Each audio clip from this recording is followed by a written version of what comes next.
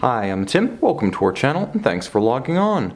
Today we are discussing the Vacheron Constantin Traditionnelle reference 82172 in 5N red gold. You can see and you can purchase this manual winding Geneva hallmark dress watch on our website. Subscribe to our YouTube channel if you enjoy these videos, and please click on the card in the upper right hand corner of the screen at any time during this video to see our full sales listing for this watch with additional accessories included in the sale, high resolution images for your desktop, and naturally, pricing details for this extraordinary 38mm opaline silver dial red gold Geneva seal case and caliber Vacheron Constantin dress watch.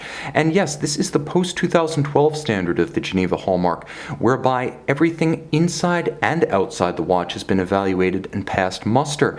You'll also note that the watch wears with traditional grace. One thing that hasn't changed is the beautiful proportion and detailing of Vacheron dress watches through the centuries. And yes, dating back to 1755, this watch has centuries in its patrimony.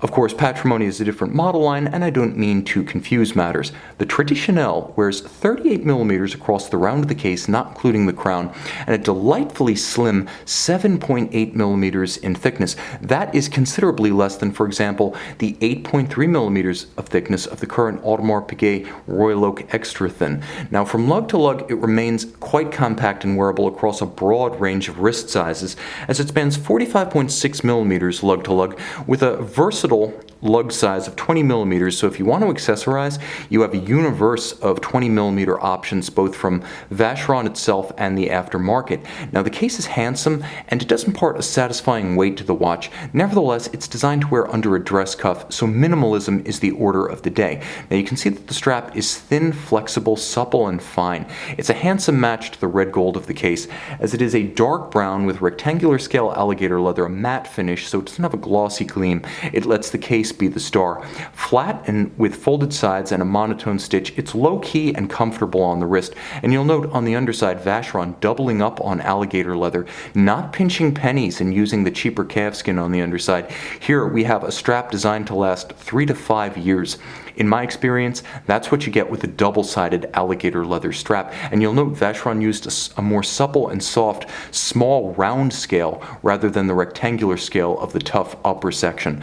Simple and elegant polished Maltese cross motif pin buckle for easy on-the-fly adjustment, and a classically low profile on the wrist. Now that we're done with the wrist shots, we can get closer and focus in. Okay, this is a watch that rewards close viewing. The case is exceptionally handsome and nicely detailed, as there is a fluted step between the bezel and the top of the case band. There's a handsome transitional bevel that actually narrows from the point where it contacts the bezel to the terminus of the lugs. You'll note that there's almost a small foot-like step to the underside of the lugs, and then a strong inwardly deflected case band below the main case band. You can see that that step and stagger gives it a handsome sort of double plane focus. As you look at it, it's almost like a crease to match the curvature of the case flank. So you have both the sensuous curvature as well as just the strength of that masculine fluted stepped section. It's beautifully executed, and you can see that it's even flared. There's a tapering step that, like the bevel on top of the lug, terminates at the end of the lug. It's incredibly well detailed, and you'll also note that there's a coined edge to the case back itself. Vacheron spent time and energy on the art design here, right down to the Maltese cross motif on the crown itself. Now, the dial is handsome and the bezel is minimalist. No trouble sitting underneath a dress cuff of any variety. French cuffs, good to go. Nothing will get hung up on this watch. The dial is what Vacheron and the rest of the industry describe as opaline, which is to say it's a silver metallic, but it is matte. It has a very slight pebbly granular surface to it, and then you have the railroad track outboard tracing the minutes, and applied on top faceted red gold hour appliques with a matching red gold double index at 12, a stub index at 6, and an applied red gold Maltese cross in 5N red at 12 o'clock just above the Vacheron Constantin marquee. Now, you'll note there's a countersink for the sub-seconds with its own separate sector dial within the sync of the seconds track, as well as a baton style seconds hand. You'll also note a handsome set of faceted rose gold dauphines that succeed immensely at legibility against the light-colored base. That's not universal. This is a result of handsome change of plane faceting to allow one side to always reflect light and the other side always to blunt the light. And you can see that. It's almost a double-sided look thanks to the sharp crease and judicious angling of the dauphines. So easy to read. You'll also note it's easy to love, as the case back is simply gorgeous. Let's get close and let's focus in.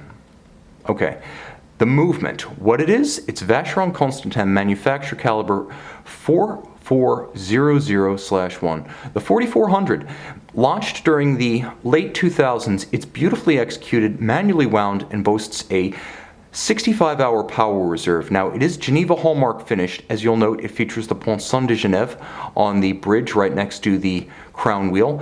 And you'll see that the Côte de Genève, the linear striations, are beautifully textured, rough and dark on one side, lightening as they move towards the opposite flank. That's real Côte de Genève, the kind laid down with an abrasive wheel in consecutive stripes rather than embossed or stamped. You'll also note that the watch features a set of blackened screws and a blackened cap to the regulator. Everything that turns jet black as I move the watch flush to the camera is black polished, the highest standard of optical finish. And you'll note, gorgeous mirrored anglage. They even give you an interior angle adjacent to the center wheel. This is the highest level of finish you can achieve at the edge of a bridge. To round it off, make it large enough to see without a loop, and consistent enough that every single angle shows the same level of optical clarity and mirrored finish. And you can see how perfectly that's executed. That is not the beveled machine kind. That's the kind that's executed with several levels of abrasives over a long period of time and by hand. What else will you notice? Well, from this angle you can see that all of the screw and jewel countersinks likewise feature a high level of optical finish. It's anglage executed on the inner radius, or the inner circumference I should say, of a screw or jewel sink. Now you'll also note that there is an even perlage pattern below the balance itself, the balance beating away at 28,800 vibrations per hour, all of it pivoting on 21 jewels, adjusted in a chronometer-like 5 positions. Now I mentioned that we're talking about a new standard of the Ponceau de Genève, and indeed we are. As you can see, it is stamped on the exterior of the case as well as the interior. So this is now a whole watch standard, and it has been since 2012. Beautifully executed. It has a traditional layout whereby you can easily see the crown wheel, the barrel underneath its barrel bridge poking out, and a traditional center wheel rather than a center wheel located off center, which would be called a great wheel. A third wheel, fourth wheel, escape wheel, then balance and anchor.